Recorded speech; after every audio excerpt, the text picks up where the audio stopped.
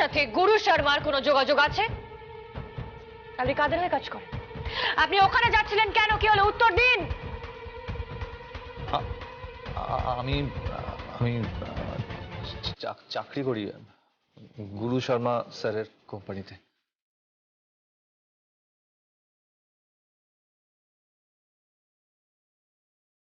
আচ্ছা, কি পোস্টে আছেন? পোস্ট মানে ওই আর কি, মালপত্র ডেলিভারির বিষয়টা দেখি। তা মালপত্র ডেলিভারি করে আপনি কত টাকা মাইনে পান? কত আর 1020-22-এর মতো। আসলে সমস্ত কাজ চলে যাওয়ার পরে হাতের কাছে যা কাজ পেয়েছি তাই নিয়ে নিয়েছি। বুঝতেই পারছেন, সংসার চালাতে হয়, ঘরে স্ত্রী রয়েছে, শুধু বসে বসে অন্ন ধ্বংস করলে তো হয় না। আর যাদের বাড়িতে থাকি। কাদের বাড়িতে থাকেন সেটা আমি জানি, কিন্তু এই 20-22 হাজার টাকা মাইনের চাকরি করে আপনি আপনার স্ত্রীকে গয়না কিনে দিচ্ছেন, এ কথার মানে কি?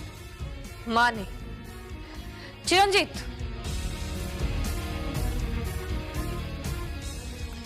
আমি যখন কোনো কেসে হাত দিই না মিস্টার বেদচন্দ্র বসু, তার খুঁটি নাটি সবকিছুর উপরেই নজর রাখি।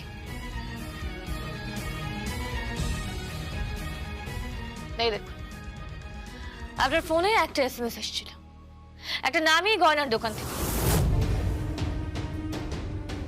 সেখান থেকে আপনি গয়না কিনেছিলেন, তারপর ক্রেডিট কার্ডে পেমেন্ট করেছিলেন।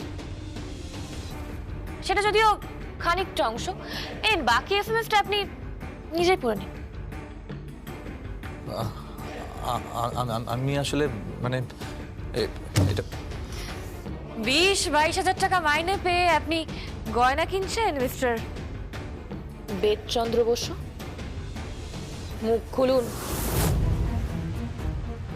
মুখ খুলুন, বলুন আপনি ঠিক কি কাজ করেন। ডক্টর কল আর গুরু শর্মার সাথে আপনার ঠিক কি সম্পর্ক? বেবি গোমস আর তার মায়ের সাথে আপনার কিভাবে যোগাযোগ হয়েছিল বলুন। এবং একইভাবে দুটো মৃত্যুর আগেই তাদের ফোনে আপনার ফোন গিয়েছিল কেন? উত্তর দিন, উত্তর দিন, তা নাহলে কিন্তু বিপদে পড়ে যাবেন।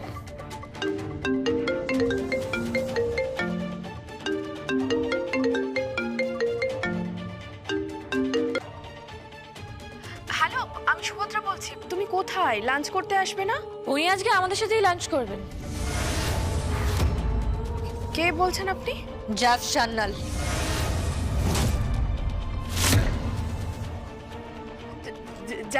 সান্যাল?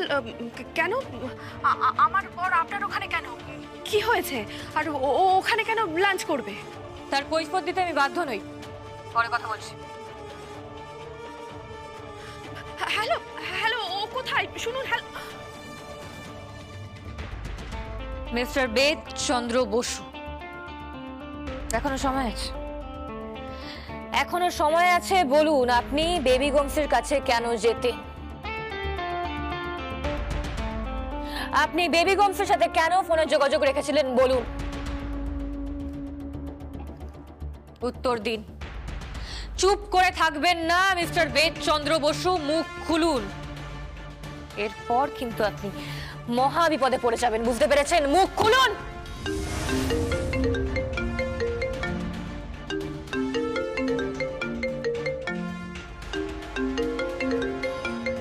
ডক্টর ভূষণ কল আপনাকে ফোন করছে। আপনি চাকরি করেন গুরু শর্মার কাছে, আর আপনাকে ফোন করছে ডক্টর ভূষণ কল। এই দুয়ের মধ্যে কি সম্পর্ক হতে পারে বলুন তো? মিস্টার বেদচন্দ্র বসু, আমি আপনাকে এখনো রিকোয়েস্ট করছি, মুখ খুলুন।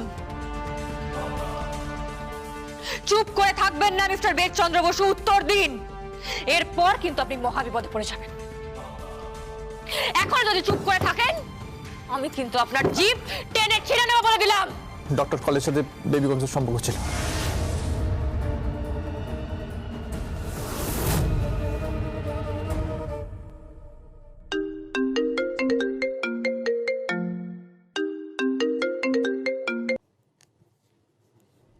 হ্যালো, দিব্যা বলছি। আগাম শুভেচ্ছা রইল তোমার বিয়ের জন্য। শুধুমাত্র শুভেচ্ছা বার্তা জানানোর জন্যে ফোন করেছে দিব্যা সেন? হুম, তা তো হতে পারে না। আসল কথাটা বলো। গৌরচন্দ্রিকা করে কোনো লাভ নেই, বলো। না, ফোন করেছিলাম এটা জানার জন্য কেমন লাগলো 5th ফ্লোরে কৌশিকী মুখার্জি আর 3rd ফ্লোরে মেহেন্দি মুখার্জি। দিব্যা, তুমি এই কথা কি করে জানলে? জানলাম মানে, এর কাণ্ডারি তো আমি তো মেহেন্দির মাথায় ঢুকিয়েছি। ধীরে ধীরে ওঠো, স্টেপ বাই স্টেপ। প্রথমে 3 তলা, তারপরে 4 তলা, তারপরে 5 তলা। আসলে কৌশিকী মুখার্জি তো একেবারে 5 তলায় উঠতে দেবে না। কৌশিকী মুখার্জি তো বসতে দেবে না ওই সিটটাতে। তাই মেহেন্দিকে আমি বললাম একটা চাকরি জুটিয়ে নাও কোম্পানিতে। আচ্ছা দিব্যা, তুমি আদা জল খেয়ে আমাদের পিছনে কেন পড়েছো বলো তো? কারণ আমি জিততে চাই, আমি 1 নম্বর হতে চাই। আমার সমরেশ গেছে, আমার পজিশন গেছে, আমার সব চলে গেছে শুধুমাত্র তোমার জন্য কৌশিকী। দিব্যা, সমরেশ কখনো তোমার ছিলই না। তোমারও ছিল না। তোমরা বিবাহ বিচ্ছেদে ছিলে, আবার নতুন করে সম্পর্ক জোড়ার চেষ্টা করছো, তাই না? ওই সময়টা যখন সমরেশ একা ছিল, তখন ওর সাথে আমি ছিলাম। দিব্যা সেন, তুমি নও কৌশিকী। আমি সমরেশকে ভালোবাসি। তোমাকে আমি নিঃস্ব করে দেবো, তোমাকে আমি নিঃস্ব করে দেবো কৌশিকী মুখার্জি। তোমার 1 নম্বর হওয়া শিরোপাটা আমি জাস্ট ছিনিয়ে নেব, আর তার সাথে ছিনিয়ে নেব আমার সমরেশকে আর তোমার মেয়ে কাকুনকে। দিব্যা সেন, চিড়িয়াখানায় গিয়ে অ্যানিমালদের খাঁচার সামনে দাঁড়িয়ে তাদেরকে উত্তক্ত করা যেতেই পারে, ওই ঢিল ছোড়া যেতে পারে, ছোলা বাদাম ছোড়া যেতেই পারে, হ্যাঁ নানা রকম অঙ্গভঙ্গিমাও করা যেতে পারে। কিন্তু খোলা জঙ্গলে যদি ওই বাঘ বা বাঘিনী থাকে, তখন তাদেরকে যদি চ্যালেঞ্জ করা হয়, তার ফল কি হতে পারে সেটা তুমি নিশ্চয়ই খুব ভালো করে বুঝতে পারছো। So Divya Sen, be careful. দেখো, ঘুমিয়ে থাকা বাঘিনীকে কিন্তু জাগিও না, তার ফল খুব খারাপ হতে পারে। তুমি চ্যালেঞ্জ করো না আমাকে, আমি কৌশিকী মুখার্জি। এই রাজত্বটা কিন্তু পুরোটাই আমার। কলকাতার প্রত্যেকটা ঘরে ঘরে কিন্তু আমার পত্রিকা পৌঁছে যায়, আমার ম্যাগাজিন পৌঁছে যায়, আমার নিউজ চ্যানেলের টিআরপি নাম্বার 1। ইয়েস, এটা আমার রাজত্ব। বাইরে থেকে ঢিল ছোড়ো, বাদাম ছোড়ো, অঙ্গভঙ্গিমা করো, কোনো আপত্তি নেই। বাইরেই থাকো, ভেতরে ঢোকার চেষ্টা করো না। তাহলে তোমার ওই পত্রিকার যে ছোট্ট অফিসটা আছে না, ওটাও কিন্তু থাকবে না। দেখো, মেহেন্দি মুখার্জি আমাদের বাড়ির বউ, মুখার্জি পরিবারের বউ, ওকে আমি ঠিক হ্যান্ডেল করে নেব। কিন্তু বাইরে থেকে যদি কেউ তার মাথায় বুদ্ধি ঢোকায়, তার ফল কিন্তু খুব খারাপ হয়ে যাবে। বাকি রইল সমরেশ আর কাকন। চাঁদে হাত দেওয়ার চেষ্টা করতেই পারো, কিন্তু অত লম্বা তোমার হাত নয় দিতে আসে। বাই। হ্যালো হ্যালো হ্যালো,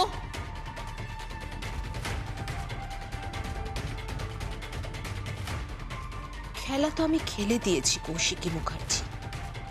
আমি তোমারই রাজত্বে ঢুকে পড়েছি, কিন্তু আমি নই, আমার রিপ্রেজেন্টেটিভ মেহেন্দি মুখার্জি।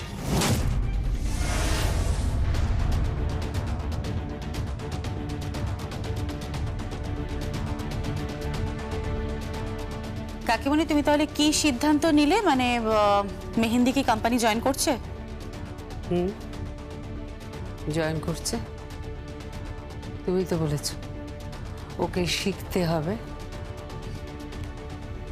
তাই আমার পুত্রবধূ শিখবে এখন, আর তারপর কর্মী থেকে মালকিন হবে। কাকিমণি তুমি কিন্তু খুব গ্রিডি হয়ে যাচ্ছ। কাকিমণি এটা একটা বিজনেস, অনেক বড় বিজনেস। আর বিজনেসটা না মেয়েদের এই সংসার করার মতন। সংসারে যেমন শ্বশুর শাশুড়ি ননদ ভাসুর দেওর ঠাকুরপো সবাইকে নিয়ে হয় না, ঠিক সেরকম বিজনেসটাও কিন্তু একটা সংসারের মতো।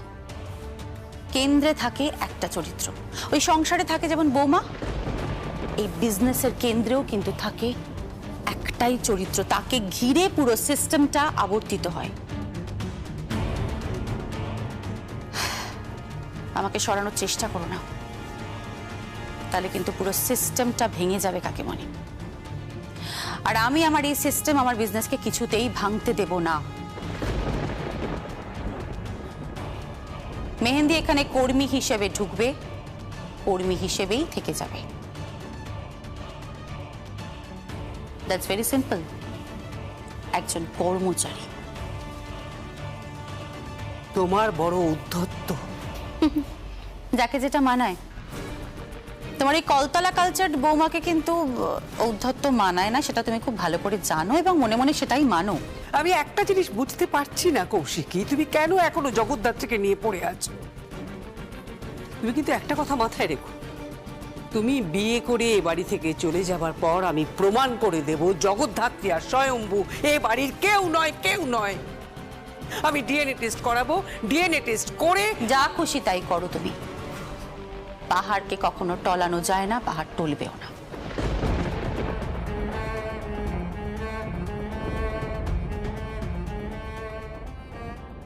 পাহাড়কে কখনো টলানো যায় না, পাহাড় টলবেও না।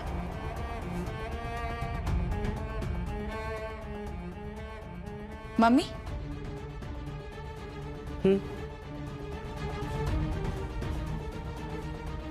কি বলে গেলেন? বড় শক্ত ঠাঁই,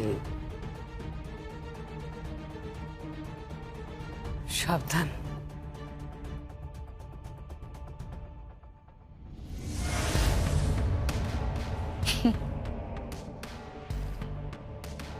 চিন্তা করবেন না,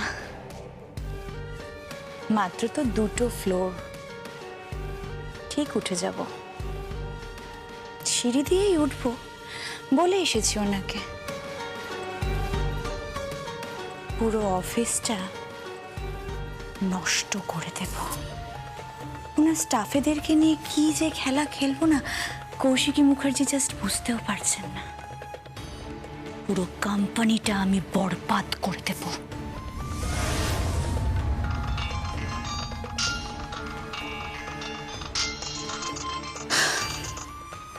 হ্যালো, দিব্যা সেন বলছি। বলো। কৌশিকীকে আমি ফোন করেছিলাম, ওকে বোঝালাম, কিন্তু বুঝলো না। মেহেন্দি, কি? কৌশিকীর কোম্পানিতে যারা মূল স্তম্ভ, সেই কর্মচারীদের আমার চাই। দরকার পড়লে ওদের দ্বিগুণ টাকা অফার করো। আস্তে আস্তে ওখান থেকে কৌশিকী মুখার্জির ডান হাত বা হাতদের তুলে নাও। ওর কোম্পানিতে যারা স্তম্ভ তাদের তুলে নাও, একদম একা করে দাও। এটাই যুদ্ধের নিয়ম, জাস্ট একা করে দাও।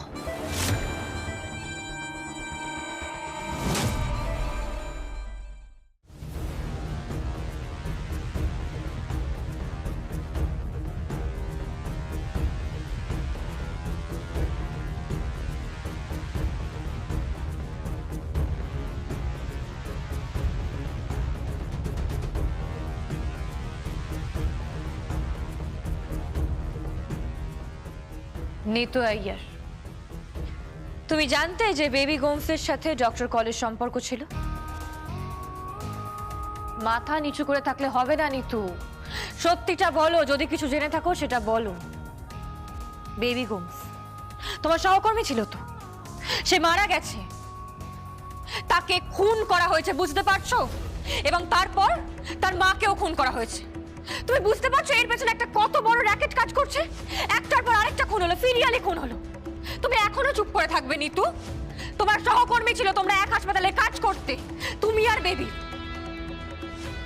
চুপ করে থেকো না নিতু, চুপ করে থেকো না। যদি কিছু জেনে থাকো সেটা কনফেস করো, সত্যি কথাটা বলো, মুখ খোলো। হ্যাঁ, জানতাম। তুমি জানতে, তুমি জানতে, তাহলে আগে বলনি কেন? তুমি কিন্তু এটা অন্যায় করেছো। আসলে আপনি জানতে চাননি তাই। এই ঘটনাটা বেবি গোমসের মাও জানতো, ঠিক বলছি? হ্যাঁ, ওর মা ব্যাপারটা জানার পরই প্রবলেম শুরু হয়েছিল। কি প্রবলেম? সেটা ঠিক বলতে পারবো না, তবে ডক্টর কলের চেম্বারে একদিন বেবি গোমসের সাথে খুব ঝগড়া হচ্ছিল। কি নিয়ে ঝগড়া হচ্ছিল? বেবি বলছিল কোনো একটা কাজ করতে পারবে না, আর ডক্টর কল ওকে খুব প্রেশার দিচ্ছিল, ওর উপর চাপ সৃষ্টি করছিল। এর বেশি আমি আর কিছু জানি না।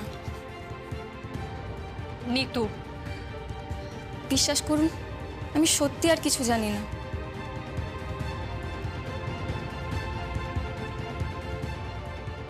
Doctor call interesting character. সব এই ডক্টর কলকে ডিপার্টমেন্টে একবার আমার সামনে হাজির করুন, আমি ওকে ইন্টারোগেট করতে চাই। খুব কঠিন সেটা। আসলে উনি একজন স্বনামধন্য ডাক্তার। মানে মানে যদি খুব ভুল না করে থাকি তাহলে তাহলে কি? উনি ডক্টরই নন। কি বলছো কি তুমি? হ্যাঁ স্যার, পুরো হিমাচল প্রদেশ তন্ন তন্ন করে খোঁজা হয়েছে। এই ডক্টর ভূষণ কল, ভূষণ কল, উনি নাহানের একটা প্রত্যন্ত অঞ্চল থেকে উঠে এসেছেন। মেডিকেলে চান্স পেয়েছিলেন, কিন্তু মেডিকেল পাস করেছেন, ওনার ডাক্তারি পাশের কোনো সার্টিফিকেট, কোনো ডকুমেন্ট কিন্তু পাওয়া যায়নি। তার মানে আমার যতদূর ধারণা ডক্টর কল রেজিস্টার্ড ডক্টর নন। তুমি? হ্যাঁ স্যার, আমার তাই মনে হয়। স্যার, আমাকে এখন একটু বেরোতে হবে, আপনি আমাকে শুধু এইটুকু অর্গানাইজ করে দিন, তাহলেই হবে। ডক্টর কল, ডক্টর ভূষণ কল, ওনার মধ্যে সমস্ত রহস্য লুকিয়ে রয়েছে। He is not a medical person. আমি তোমার কথা বুঝতে পারছি না। দেখো, উনি ট্রিটমেন্ট করছেন, ওটি করছেন। স্যার, আমাদের সমাজে এরকম অনেক এক্সাম্পল আছে যারা ট্রিটমেন্ট করছে, ওটি করছে, বাট তারা ডক্টর নয়। এই ডক্টর কল, ভূষণ কল, উনি মেডিকেলে ভর্তি হয়েছিলেন, 3rd ইয়ার অবধি পড়াশোনাও করেছিলেন, বাট তারপরে মাঝের সময়টা ওনার কোনো খবর পাওয়া যায়নি। তারপর এখন যখন আমরা ওনাকে মিট করলাম, উনি ফুলে ফেপে একজন ব্যবসায়ী।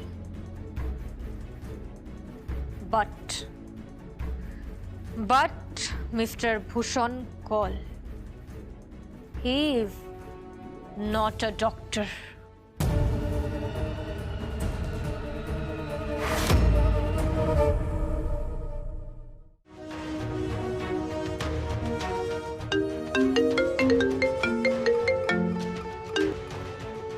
হ্যালো জগদ্ধাত্রী। হ্যাঁ বলো, তুমি কোথায়? সকাল থেকে তো তোমার টিকিটই দেখতে পাচ্ছি না। ম্যাডাম, আমি আপনার কথা মতো সরজমিনে তদন্তে নেমে পড়েছি। তা ফলাফল কিছু পাওয়া গেল? হ্যাঁ, পাওয়া গেল। আমি একটা ট্রাক ভর্তি মেডিসিন আটক করেছি। তাই নাকি? গাড়ির পেছনে ভর্তি মেডিসিন, এবং আমার ধারণা সবটাই নকল, মানে জাল ওষুধ। এখান থেকে শিলিগুড়ি, গুয়াহাটি হয়ে ছড়িয়ে পড়ছে নর্থ ইস্টে। মানুষের প্রাণ যাচ্ছে, এমনকি কলকাতাতেও ছেয়ে যাচ্ছে আস্তে আস্তে। আমি আমি কোনো আইন বিশেষজ্ঞের সাথে কথা বলতে চাই। হ্যাঁ স্বয়ংভু, কথা তো বলবে, কিন্তু ড্রাইভারকে অ্যারেস্ট করেছো তো? তা করেছি, আর একটা বড় সমস্যা আছে। কি সমস্যা? এই ট্রাকগুলোর সামনে যে গাড়িটা লিড করছিল সেটা একটা প্রেসের গাড়ি। প্রেসের গাড়ি? একটা বিখ্যাত সংবাদপত্রের তকমাশাটা বলতে পারো। স্বয়ংভু, আমি কিন্তু কিছু বুঝতে পারছি না কি বলছো। আমার খুব নার্ভাস লাগছে জগদ্ধাত্রী। কেন বলো তো, কি হয়েছে? যে সংবাদপত্রের গাড়ির আড়ালে এই মেডিসিনগুলো সাপ্লাই হচ্ছিল হ্যাঁ, সেটা কি? সেটা মুখার্জি বাড়ির সংবাদপত্রের একটা বড় গাড়ি, আর তার মধ্যে ছিল এই ওষুধগুলো। কার্টেন কার্টেন ওষুধ, সামনে মুখার্জি বাড়ির কোম্পানির নাম লেখা, আর ভেতরে জালি ওষুধ। সে কি? হ্যাঁ, শোনো স্বয়ংভু, এক্ষুনি বড়দিকে কিছু বলার দরকার নেই। তুমি তুমি ড্রাইভারকে তুলে নিয়ে এসো, আর আর যা মালপত্র আছে সব আটক করো, বাকিটা আমি দেখছি। শিওর, একটা বড় কিছু ঘোটালা আছে। মনে হচ্ছে বড়দিকে কেউ ফাঁসানোর চেষ্টা করছে। সে যেই ফাঁসানোর চেষ্টা করুক স্বয়ংভু, বড়দির কোনো রকম ক্ষতি আমি হতে দেব না। যতক্ষণ জগদ্ধাত্রী মর্তে আছে ততক্ষণ কৌশিকী মুখার্জির কেউ কোনো রকম ক্ষতি করতে পারবে না, আমি শপথ নিচ্ছি।